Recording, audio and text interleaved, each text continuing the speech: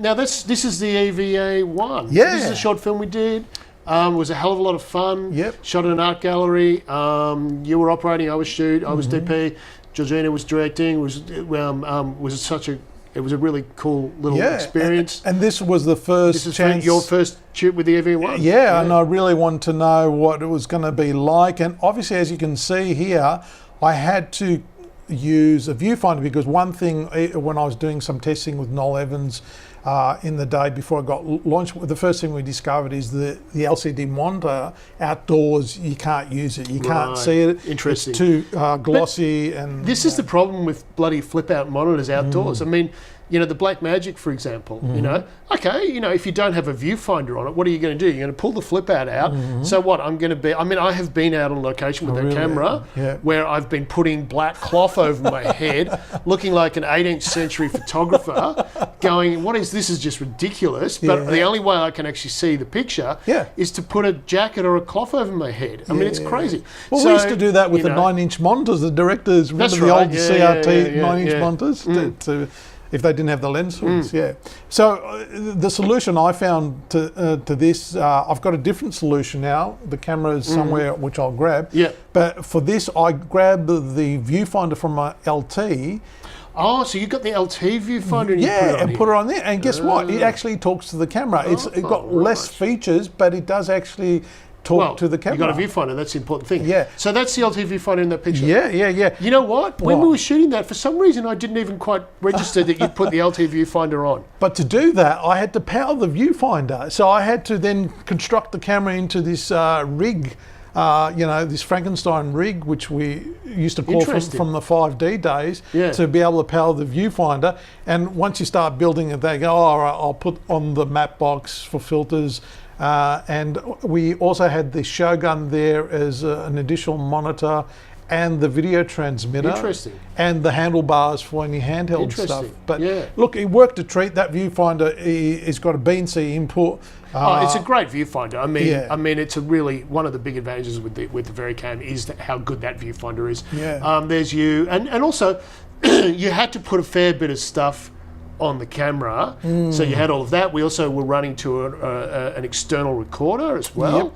But you know, you're up on a pretty light tripod there, so you know, it's not like a big, massive, heavy package. So that's one of the good things even built up as and it it's is. Probably worth pointing out that in terms of ISO, it isn't 5,000, it's 2,000, right? 2,500. So 2,500. But that's still pretty high. That is still pretty high. And it's very clean. Better to have it than not to have a dual native ISO. Absolutely. And so meaning that we could go into this location, which is an art gallery. We could, and we were just lighting this with a handful of battery-powered LEDs. I mean, which we've got here. Well, what have we got there? We've got one of those Cineroids on the right there, and it's those new flexible. I can't remember the exact brand name, but Let Go. I think that's it. And they're flexible. And they're waterproof and they're light and they have an amazing output, but you run them off a battery. The V-Lock battery, how good's that? So that's the advantage about using these very sensitive cameras these days is you still need to light. You can't do not good light. work. But you don't need large lights to get an exposure. Absolutely, and that's a real advantage. And so, what it means is that I mean, we did this whole shoot in a gallery, and we pretty much used, I think it was 4 battery-powered LED lights, if memory serves me correctly. That's correct. And that was pretty much it. So it's pretty amazing that you can do that. That's one of the real advantages, I think, of Varicam. And what would you say a main ISO indoors was? I can't remember what I think it was 2,000. 2,000, so one under I think the we pulled it down a bit. 2,500 I think base. we did, didn't we, from memory? So the internal codec of the camera at the moment is 4K, 150 megabit 10-bit 422, but it's a long GOP. Right. Okay. I think this month... Do we want to explain to people what a long GOP is? If there's people who are... Yeah, that's right. Long GOP stands for long group of pictures. Group of pictures or photos. Yeah. And which means it compresses over 12 frames, not over each individual frame. So it means even though your file size has become smaller and the compression is higher, it means in post you need a faster computer to be able to find out where each of those individual frames is, so decoding that information. So would that be why we ran to an external recorder? I think the external recorder was only as a backup in HD. Right, okay. Well, I will say one thing about the camera is that 2500 ISO, boy, that helps you. I mean, and that was very clean. I mean, there was almost no noise, because in the movie, what we found with the 5000 ISO with the 3200 base is we still had to run neat video and do a bit of a denoise. Now, it wasn't a massive thing, but we still had to go and knock a little bit of noise out. Which, nowhere near what you would have had to do if you'd gotten, another camera and shove the ISO up to, a base of 800 and then gone to 3200. That would have been a catastrophe. But I felt that what I saw, and in fairness, we haven't had a chance to grade that job yet because I haven't totally finished the edit. Yeah. But you mean this short film? The short film. Yeah. But I got the sense from looking at the images and when we saw it projected, when we had that little crew screening, I got the sense that it was a bit cleaner at that high end. Than the other two Varicams. Possibly because this is a new sensor. Right, okay. This is a 5.7K sensor, whereas the other ones are 4K. There you go. That's why they didn't call this a Varicam, because it's a totally new sensor technology. Right, but it's still got the high ISO. Yeah, and the 14.5 stops of dynamic range. I'm pretty sure that's the case. But it's a 5.7K sensor. So that's probably why it did look a little bit cleaner. Probably, because the photo sites are small. And that's why they can only get it to 2500 in the second native ISO and not 5000. Gotcha. Yeah. Right, okay. In March of 2018, they're going to bring out new firmware that's going to open up all the intra codecs at 400 megabits instead of 150 megabits. Wow. And for internal recording? Internal recording, yeah. So does that go to the P2 card, Express card as well? Yeah, Express P2 card, or any V90 speed card, V60 V90 speed class. There's a new nomenclature now to grade the speed of cards, and it's V30, V60 and V90. I think you probably want to use either V60 or V90 for that codec. And it means your record times get shorter, and you need those fast UHS2 V90, V60 cards. But it's good to be able to do that internally. And basically having intra-codecs means you don't need you can edit on a laptop, you don't need that fast computer to decode the long codecs. So we had a bit of Varicam experience last year. The other thing we did was the National Theatre, Australian National Theatre live production of the play at the Malthouse Theatre Away. Yeah, there's a Michael Gowles. We switched roles on that one. You were the DP on this one. I was operating. God, it was a fun day though. I had a ball on that job. Yeah, you had, along with Lewis, who we got here? We got Noel Evans from left to right. Noel Evans, Lewis Pillai. There's me, there's the sound recorders, Greg, I think, I forget his surname. There's you, David, and Aldi, who was doing a camera. And we had George Panner at the back, who helped us out with the video switching. There's Peter Hiscock in the background. And I think he was the director. And I think Grant Dodwell was taking the photo. That's right. Here. And Penny on the right there was our assistant, and the other guy there, I've forgotten his name, I do apologise. He was also our assistant. But we had 6 Varicams. I think did we have 3 Varicam 35s and 3 LTs? LTs, Where did you get all these cameras from? Well, I own the LT. Noel had an LT. Right. Aldi had a 35. Aldi's got a 35. And then I think we got the other 3 cameras from Rob Myers from Panasonic, who helped us out. Rob has been absolutely great. He's been fantastic, and that's one thing I love about Panasonic is that they do back you up. Yeah, so if you have absolutely. any problems or anything, they are there to help. Well, you help actually mate. have had conversations with the engineer, haven't you, from Panasonic? Oh yeah, Taka Mitsui, who came down to. Because I remember ringing you up, for some reason, and you were in the car with Rob, that's right. and so Taka and somebody else. Yeah, Noel. We're up in Sydney. You guys were in Sempte. Sydney. Yeah, Sempte, I think. Or I think we had we're at the AFTRS. We had a day where we were showing the Varicams to various people. So tell us about the challenges of this production. Well, matching the cameras and. God, that's right. Yeah, and my theory is using the same sensor, because all 6 cameras between the LT and the 35s, they have the same sensor. Yep. So that's one tick. Yep. The other tick is using the same lenses. Right. Because as you know, each lens has its own characteristics. Absolutely. Some are warmer, some are cooler, some are contrast. Yeah. So by having that can create a lot of problems in color grade if you've got a cool lens and a warm lens. Exactly. As we found even on the barbecue. Absolutely. Because we were mixing sphericals and anamorphics. Well, because we were also doing a lot of like pickup shooting and doing some stuff with G5, and so that means that evening all of that out in the grade is quite a job. Yeah, that's right. So I knew matching sensors and matching lenses is going to get us 80 to 90% there in the grade. And you know what, Peter and Grant said that using the Varicams and in this configuration, and just applying the stock standard Rec 709 V-Log to Rec 709 LUT, basically they don't need to grade very much, if at all. I'll tell you what one of the big advantages from my point of view on this this shoot as a camera operator was because Lewis and I got the short straw of being right in tight on a long lens. You guys had the 80 to 300 That's Cabrio right. lenses. So we got a 80 to 300 mil Cabrio zoom, and we were pulling our own focus. That's right.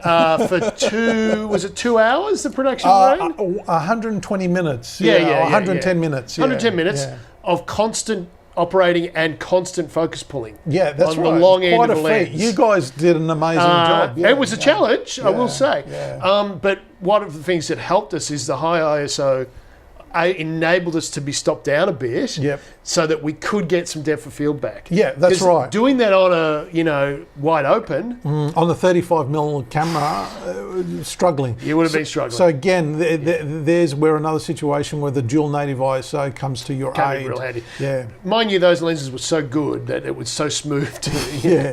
That's right, because they are really made for an ENG sort of configuration. So the turning circle for the focus isn't like a normal thing where rotation 200 degrees. No. It was so smooth, so that really helped. Yes. When you're doing it by yourself, and you need shorter throws on the focus. We didn't have we didn't have like a focus, follow focus, regular focus wheel. It was hand on the lens. Yeah. So it was like this, leaning over in a seat. Yeah, like this for 110 minutes. But the zoom demand came in handy because it meant that hand can take care of the zooming and that focus and irising. How did you find with the irising? I mean, these shows, that was another advantage. You know what? I don't recall making many changes to the iris at all. Because I think not we. You had found like a kind of sweet spot for exposure for this, hadn't you? Yeah. I think we averaged around 5-6. I think it was about 5-6 because there was a lot of, as you can see, dark scenes. And this was a dark scene, but remember when this thing lit up? Remember how bright it got? It did get pretty bright on the So, and day. I think that's why we were sitting around 5.6, and that's where the dynamic range and the high ISO, and it must be said, those lenses really helped. Yeah, it was a perfect match, and we learnt a lot from that shoot. Yeah. So we had 2 cameras off to the side, each side, one shooting a wide and tight, cross shooting basically, and we had 2 cameers in the middle, one shooting wide and tight. And you had a couple of GH5s just up getting wides. Yeah, getting alternate wides, maybe even that. No, I think that's probably Oldie shooting that wide shot there. I think Oldie was getting that wide, and I was in the tight. You were on the mid shot on that. Yep. Yeah. That gives you an idea of the layout of the stage. Yeah. So these actors are pretty much wandering all over the stage. We had 6 cameras. Yeah. But no, there was actually 8 by the time you took into the 2 GH5s, which I think we had one to the right there, just on the side stage, looking back at the audience a little bit, and one up on the rafters looking down. That's right. And they would just lock off. Have you seen the DCP of this? I have not seen the DCP, but I have seen the footage at home when I've put the standard Rec 79. How'd it look? I was blown away. If I go to this shot here, this is me trying Oh, so that's where they were switching between the cameras? No, this is Final Cut Pro 10. Oh, really? And the beauty about Final Cut Pro 10 is that if you create a proxy file as you're ingesting it, or even after you ingest it, make proxy files of the 4K, because we shot this in 4K, that you're able to edit. How many cameras have I got there? 1, 2, 3, 4, 5, 6, 7, 8, plus the sound from the sound recorders. 8 cameras. I'm able to switch them. Wow. And it's amazing on a laptop. Wow.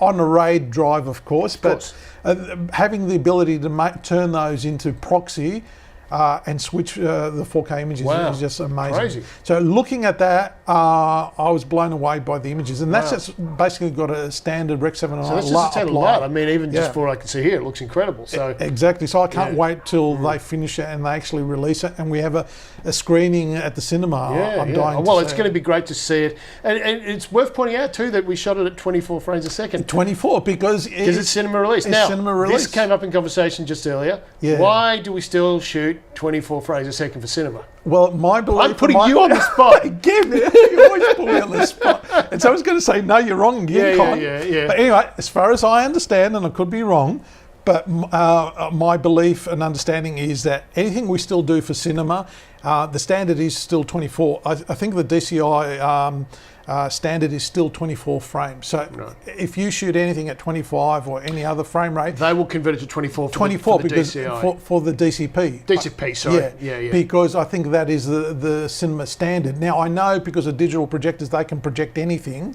It's not like the old days. That's what I was curious about, because I was thinking, given that we're now in the age of digital projection in cinemas, well, why not now just go 25? Well, because I think the whole thing about the Digital Cinema Initiative is to set a set of standards for digital projection. Right, and so they've just traditionally kept 24? That's right. They said, right, we'll just keep But everything. Is it tradition, do you think? It is tradition because we've always had 24. But, you know, because this is what I'm puzzled about, is if there's not a technical reason for doing it, if it's just tradition, why not just make it 25 and then everybody can just happily transfer across to, the thing is, it's a conversion then, isn't it? Yeah. From 25 to 24. So something can go wrong there. If you're going to stay at 24 for the DCP. Yeah, if you shoot in 24... and they make a 24p DCP, then there's no conversion, there's no mix-up with audio. But I'm just thinking of going back, going to the process afterwards where you're getting all your delivery items and you're going to go out and go to TV and Blu-ray and DVD. Yeah. Now, if you're in Australia or England or Europe, you're going to go to 25, right? Yeah. Well, the thing is that yes. You probably will have to convert, but I think traditionally they always said the beauty about film was shooting film at 24 is it's easy to go from 24 to 30, 24 to 25.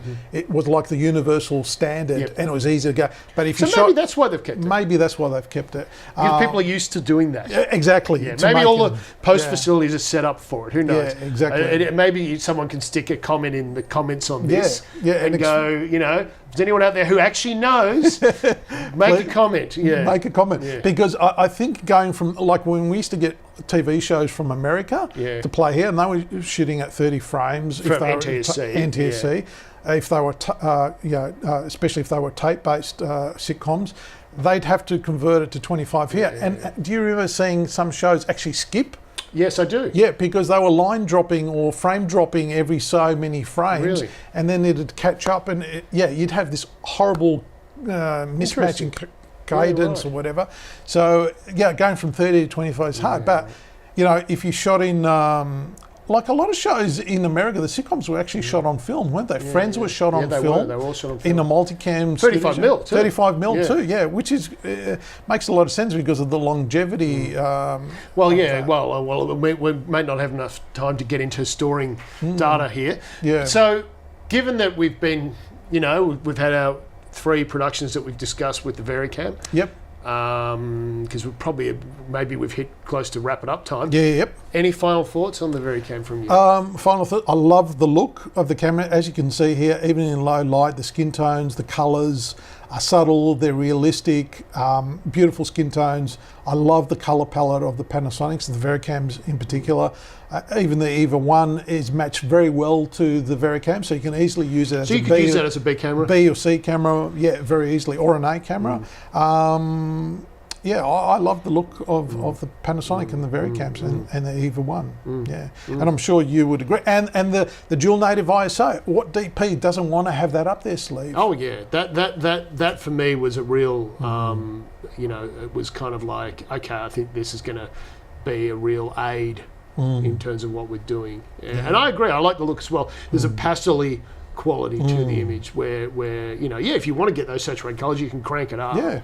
But out of the box, it's pretty. It's got a nice subtlety to it. Exactly. It's a little straight out more, of the box. to my eye, it was a little more like film stock. Oh, interesting. Or how I remember film stock looking when you project it. Oh, okay. Yeah. I'm not saying it's exactly the same. Yeah, but yeah, it was reminiscent of that. If that makes sense. Yeah. In terms of its look and feel. Yeah. For me, that's what I liked. And when they came to making a 4K camera, and they were a bit late to come to the market with a 4K camera, the first thing they thought of doing is, people love the original Varicam look in the original Varicam, which was 10, 15 years ago, and they wanted to stay true to that look, that particular look, whatever it was that had. That's interesting. They want to. So did the engineer tell you that? Yes, the engineer told us that. Taka told us that they want to continue that legacy.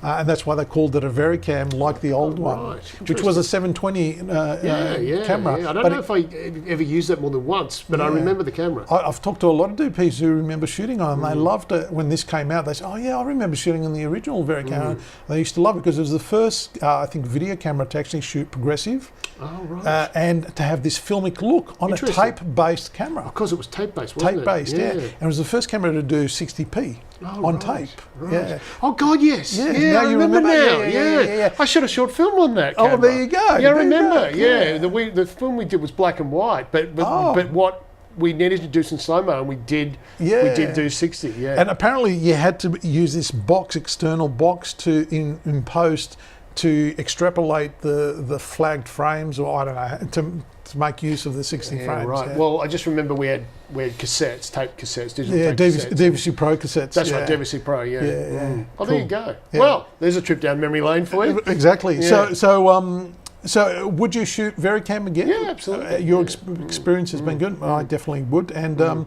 our video has been a little long, but I've really enjoyed talking with you. Yeah, well, we certainly covered a range of topics, so that's good. Yeah. Well, I hope people have enjoyed us talking about our experience with the Varicam and the EVA-1, and to a certain extent the GH4 and 5. Thanks for joining us. So, Dave, would you come on Camera Peeps again and talk to us again? Yeah. That's fantastic. I can't wait till the next time. Thank you, everyone, for watching, and catch you on the next one. Thank you.